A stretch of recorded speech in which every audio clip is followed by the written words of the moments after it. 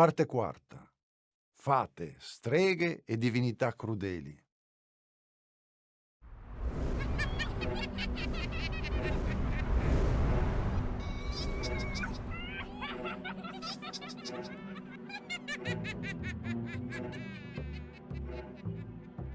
Quando ho letto la leggenda del gigante di Manfria, mi sono chiesto perché racconti così poco di questa donna misteriosa che lo ha fatto innamorare. Chi è?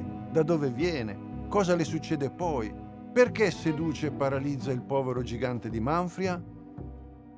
La leggenda non lo dice.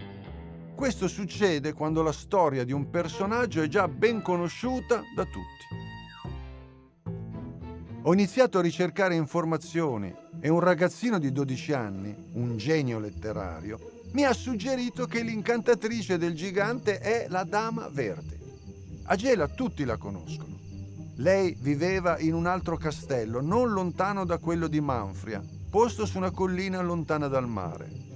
Anche questo castello, descritto dalla leggenda, è solo un torrione, detto il Castelluccio. Questa Dama Verde era bellissima e perfida. Andava incontro ai mercanti che percorrevano la strada che da Gela porta a Enna.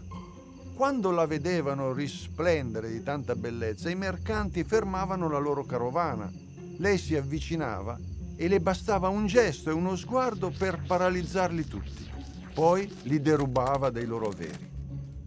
Continuando la mia ricerca sono venuto a sapere che nella storia di Re Artù, quello della spada nella roccia, si racconta della fata Morgana che poteva respirare sott'acqua e viveva nelle profondità di un lago.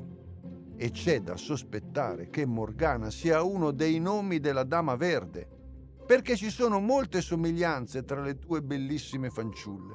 Entrambe potevano vivere sott'acqua e potevano paralizzare gli uomini, entrambe perseguitavano chi viaggiava per mare o per terra.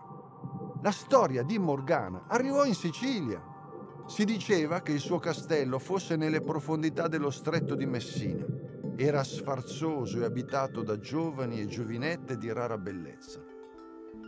La sua passione era attirare re e marinai e farli annegare in quelle acque, oppure rapirli per portarli a vivere con lei, un po' come la maga Circe dell'Odissea. La Morgana siciliana cercò di far annegare anche il normanno Ruggero d'Altavilla che intendeva invadere la Sicilia.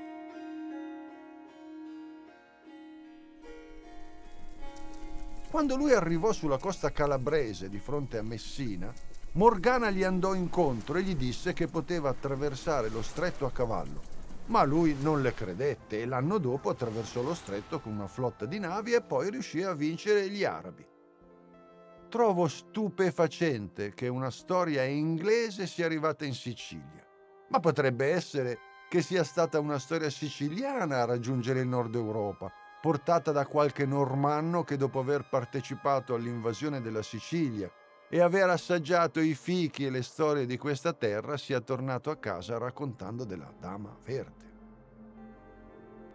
Essa è una fata guerriera con grandi poteri. Può diventare una vecchia o una giovane, un corvo che divora i cadaveri sul campo di battaglia, o un'aquila, una mucca bianca con le orecchie rosse, un lupo e anche una gigantessa.